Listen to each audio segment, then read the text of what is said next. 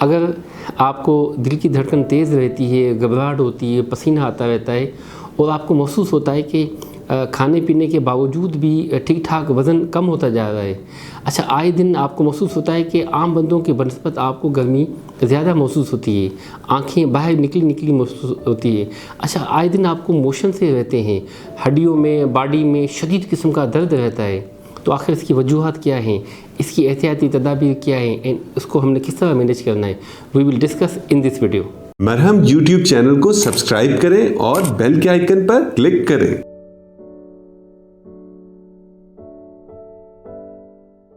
बिस्मिल्लाहिर्रहमानिर्रहीम। मेरा नाम doctor Tariq Ali Shaikh, I am working as ENT head and neck surgeon Indian hospital Lahore.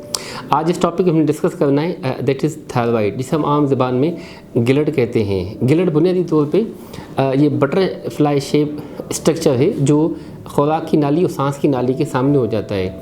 मुख्तलिफ वजूहात की वजह से जब भी उसमें सोजन हो जाती है वो बाहर महसूस हो जाता है। जब पेशेंट आईने के सामने देखता है तो वो ख़ुद या साथ में उसके रिलेटिव महसूस करते हैं कि ये गले के सामने क्या सोजन है, ये क्या महसूस होती है। मोस्टली जब भी पेशेंट वो स्वॉलो करता है, कोई भी चीज़ खाता है, पीता है, तो वो चीज़ हिलती है ऊपर नीचे की तरफ, तो ये टिपिकली साइन है कि ये गिलट है। अब देखना होता है कि आया ये गिलट नॉर्मल है या ज़्यादा है या लो है।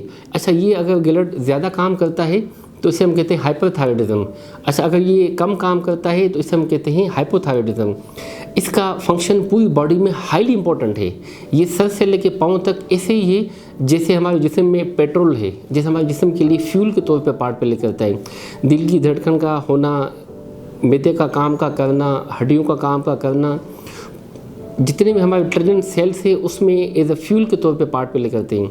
तो जब भी उसमें डिसफंक्शनिंग हो जाए मुख्तलिफ वजूहात की वजह से, अगर ये हाइपरथायराइडिज्म होगा तो ऐसे पेशेंट को देखा जाता है कि आंखें बाहर निकली सी महसूस होती हैं। अच्छा, ये पेशेंट को दिल की धड़कन तेज़ रहती है, घबराहट होना शुरू हो जाती है, पसीने आना शुरू हो जाते हैं।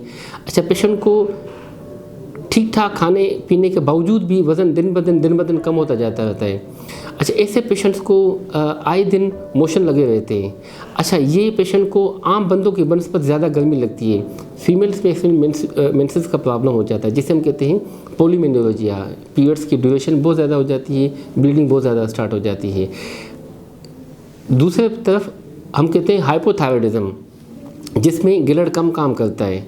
ऐसे पेशेंट को देखा जाता है कि आंखों के दरमियान सोजन सी महसूस हो जाती हैं।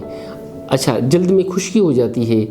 अच्छा, हेयर फॉल होता है, बाल गिरने लगते हैं, स्पेशली जो अपर आईब्रो हैं वो बाल गिरने लगते हैं। अच्छा, ये पेशेंट थके से होते हैं, अनईजी होते हैं, अनकम्फर्टेबल होते हैं। अच्छा, इनका आवाज़ बैठा हुआ होता है, पाँव के दरमियान सोजन सी महसूस हो जाती है। ये आम बंदों की बनस्पत, उनको ठंड ज़्यादा लगती है। अच्छा, वज़न दिन ब दिन बढ़ता ही जाता रहता है, थोड़ा खाते हैं उसके बावजूद भी बढ़ता रहता है। ऐसे पेशेंट्स को फीमेल में ओलिगोमेनोरिया, पीरियड्स कम हो जाते हैं, क्वांटिटी उसकी कम हो जाती है। तो इसकी बुनियादी तौर पे वजूहात क्या हैं? अच्छा, ये वो लोग जो आयोडीन साल्ट की कमी हो, one of the major reason. Patient वो जो लोग जो हिमालयाज़ पे रहते हैं, हाई माउंटेन पे, अल्टीट्यूड्स पे रहते हैं, वहाँ पे जो वाटर होता है वहाँ पे साल्ट की कमी हो जाती है आयोडीन की, तो उसकी वजह से one of the major reason होता है थायराइड डिसफंक्शनिंग की। अच्छा, दूसरा देखा गया है फैमिलियल, के पेरेंट्स थे, ग्रैंड पेरेंट्स थे, उनमें था तो नेक्स्ट जनरेशन में ज़्यादा चांसेस होते हैं। अच्छा, वो लोग जो स्पेशली जिनको मोस्टली रेडिएशन एक्सपोजर होते हैं, मुख्तलिफ वजूहात की वजह से उनको शुआएं लगती रहती है, उसमें भी थायराइड के डिसफंक्शन के चांसेस होते हैं। अच्छा, वो लोग जो मोस्टली स्ट्रेस में रहते हैं, एंजाइटी में रहते हैं, डिप्रेशन में रहते हैं, उसमें भी थायराइड के प्रॉब्लम शुरू हो जाते हैं। ये भी वो लोग होते हैं जो मोस्टली मेडिकेशन लेते रहते हैं, जैसे लिथियम वगैरह होगा, थायरोनोमाइड्स हो गई, फिनाइलबिटाजोन हो गई, मुख्तलिफ मेडिकेशंस वगैरह इस्तेमाल करते रहते हैं, उसमें भी चांसेस होते हैं गिलट के।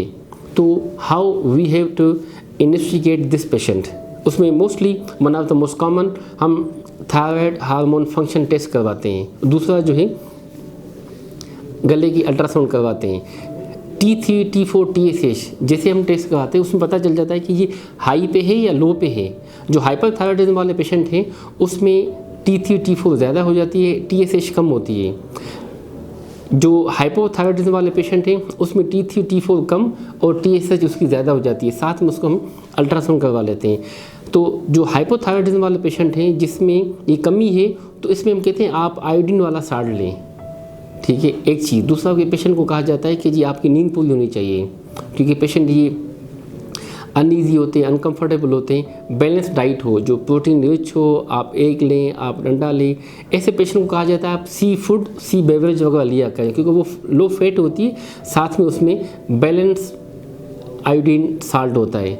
इसी तरह पेशेंट को कहते हैं कि आप वॉक किया करें, एक्सरसाइज वगैरह किया करें, जिससे आपको साथ साथ में प्रीडिस्पोज फैक्टर वो भी आपके सेटल्ड हो।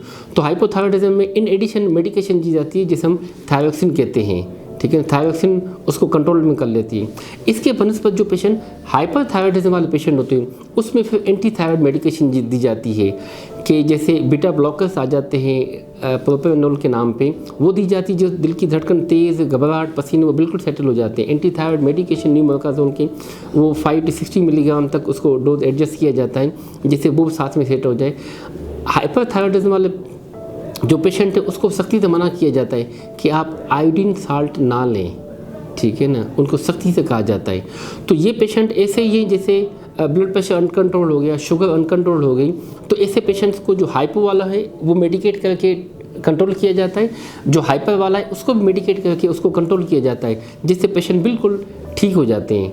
तो it's all about hyper and hypothyroidism, their medication and treatment. Thank you. Marham YouTube channel को सब्सक्राइब करें और बेल के आइकन पर क्लिक करें।